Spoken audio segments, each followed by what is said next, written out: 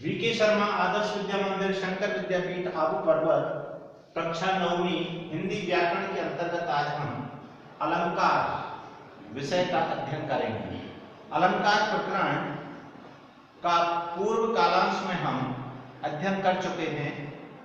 अलंकार के कितने भेद होते हैं, उनकी परिभाषाएं क्या होती हैं, अलंकार किसे कहते हैं। आज हम परीक्षाओं में पूछे जाने वाले अलंकार पर आधारित प्रश्न उत्तरों का अध्ययन करेंगे कि परीक्षा में किस प्रकार से अलंकार से संबंधित प्रश्न उत्तर पूछे जाते हैं।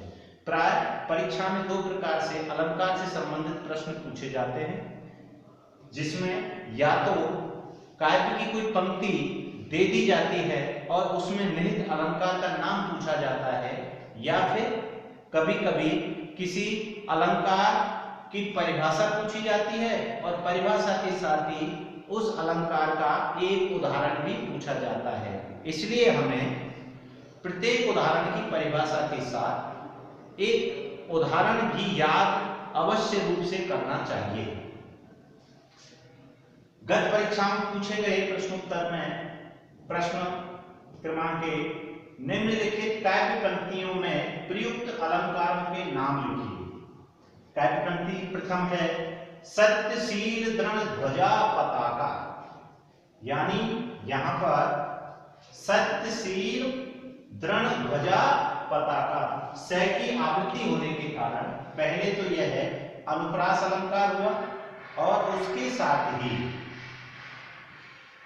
उपमेय और उपमान की अत्यधिक घनिष्ठता के कारण, जहां उपमेय और उपमान में अभेद संबंध स्थापित हो, जहां पर किसी उपमेय को उपमान का रूपक बताया जाए, जैसे जो ध्वजा है वो कहे सत्यशील और दृढ़ता रूपी ध्वजा, तो यहां पर यह है रूपक अलंकार भी होता है। ध्यान रखें, एक ही काव्य पंक्ति में अनेक बार एक से अधिक अलंकार भी हो सकते हैं, लेकिन यदि प्रश्नकर्ता कहीं रेखांकित करता है पंक्ति को, तो हमें केवल उस रेखांकित स्थान पर प्रयुक्त अलंकार का ही नाम बताना चाहिए। चारु चंद्र की चंचल किरणें खेल रही हैं जल थल में, यहां पर च की आवृत्ति होने के कारण यह अनुप्रास अलंकार हुआ। पारदर्शी वही शीशे की तरह आकाश, जहां उपमेय और उपमान में समानता बताई जाती है और उस समानता को बताने के लिए बहुत सारे वाचक शब्द होते हैं, जैसे ज्यों, तरह, एवं, भांति, सी, सा, से, सदृश्यो, सरिसो, सरीखी, इन अनेक प्रकार के शब्द जो कि समानता को बताने का काम करते हैं। ऐसे शब्दों को याद करना चाहिए और उन शब्दों को याद करने से हम उपमा अलंकार की पहचान कर सकते हैं। तो यहाँ पर आकाश की जो तुलना है वो पारदर्शी शीशे से की गई है कि आकाश पारदर्शी शीशे की तरह लग रहा है, इसलिए यहाँ पर उपमा अलंकार हुआ। सिर फट गया उसका वही मानो अरुण रंग का घड़ा हो, यहाँ पर उत्प्रेक्ष अलंकार है। क्यों? क्योंकि जहां उपमेय में उपमान की संभावना की जाए, यानी अत्यधिक, जहां पर अत्यधिक निकटता होती है वहां रूपक होता है, जहां केवल समानता बताई जाती है वहां पर उपमा होता है। लेकिन जहां पर संभावना व्यक्त की जा रही है, जैसे लग रहा है जैसा भाव निकलता है, यानी इस प्रकार का जब भाव निकलता है ना, संभावना व्यक्त की जाती है, और इस संभावना को व्यक्त करने वाले बहुत सारे शब्द भी हैं जिन्हें याद हम करेंगे तो उत्प्रेक्ष अलंकार को आसानी से समझ सकेंगे, जैसे जानो, जनु, जनहु, मानो, मनु, मनहु आदि। तो सिर फट गया उसका फटा हुआ सिर कैसा लग रहा है? मानो, ऐसा लग रहा है मानो वह लाल रंग का घड़ा हो, तो यहाँ पर उत्प्रेक्ष अलंकार हुआ, क्योंकि उपमेय में उपमान की संभावना व्यक्त की जा रही है। काली घटा का घमंड घटा, एक ही शब्द के जब 2 भिन्न अर्थ निकलते हैं तो वहां पर यमक अलंकार होता है। काली घटा, एक बार घटा बादल के लिए प्रयुक्त हुआ है और एक बार घटा कम होने के लिए हुआ है, यानी घमंड का घटना, इसलिए यहाँ पर ये यमक अलंकार है। पाट पाट शोभा श्री पट नहीं रही है, यहाँ पर जो ऐश्वर्य रूपी शोभा है, सुंदरता है रूपी, तो यहाँ पर अत्यधिक उपमेय और उपमान में अभिन्न संबंध स्थापित होने के कारण, यानी अभेद संबंध स्थापित होने के कारण ये रूपक अलंकार है। और एक ही शब्द की जब बार बार पुनरावृत्ति होती है, यानी 2 बार आवृत्ति होती है, तो वहां पर पुनरुक्ति प्रकाश अलंकार भी होता है। इसलिए इस काव्य पंक्ति में रूपक भी है और पुनरुक्ति प्रकाश भी है।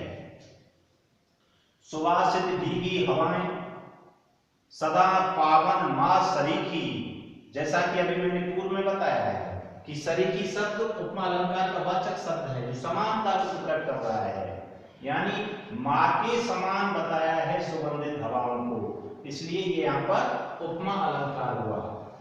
प्रकृति के यौवन का श्रृंगार करेंगे कभी न बासी फूल, प्रकृति के द्वारा जब मानवीय क्रियाएं की जाती हैं, यानी मनुष्य जैसा व्यवहार जब प्रकृति के द्वारा किया जाता है, तो वहां पर मानवीकरण अलंकार होता है।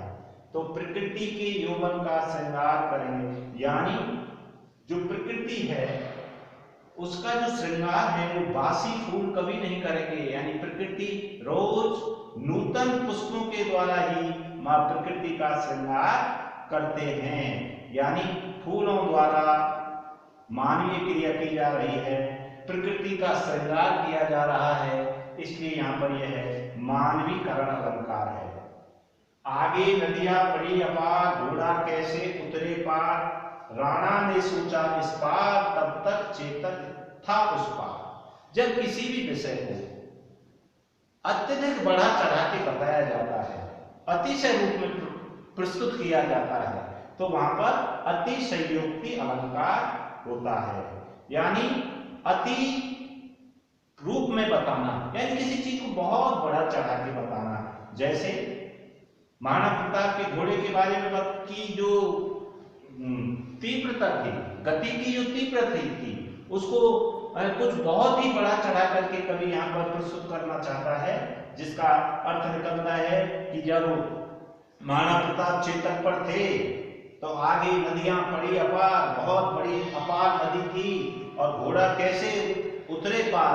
महाराणा प्रताप सोच ही रहे थे कि घोड़ा उस पार कैसे जाएगा, तब तक तो महाराणा प्रताप के चेतक को ने उस नदी को पार कर दिया और उस पार पहुंच गए। यानी यहाँ पर घोड़े की जो गति की तीव्रता है उसको कुछ बहुत बड़ा चढ़ा के बताया है, इसलिए यहाँ पर अतिशयोक्ति अलंकार हुआ। को घटिए वृष भानुजा ये हल धरती भी, वृष भानुजा के 2 अर्थ हैं, एक बार राधा है एक बार गाय है, इसलिए जब एक ही शब्द के विभिन्न प्रसंगों में अलग अलग अर्थ बदलते हैं वहां श्लेष अलंकार होता है। और अंत में है जो रहीम गति दीप की कुल कपूत गति सोए, 12 उजियारो करे बढ़े अंधेरो होए, यहाँ पर भी श्लेष अलंकार है। यहाँ पर 12 के 2 अर्थ हैं। 12 का एक मतलब है बचपन और एक 12 का मतलब है जलना, यानी दीपक के अर्थ में आएगा इसका अर्थ जलना। जबकि बड़े का अर्थ का मतलब, एक का मतलब है बड़ा होना और दूसरा अर्थ उसका होगा बुझना।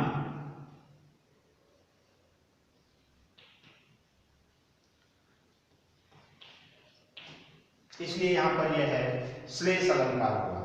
धन्यवाद।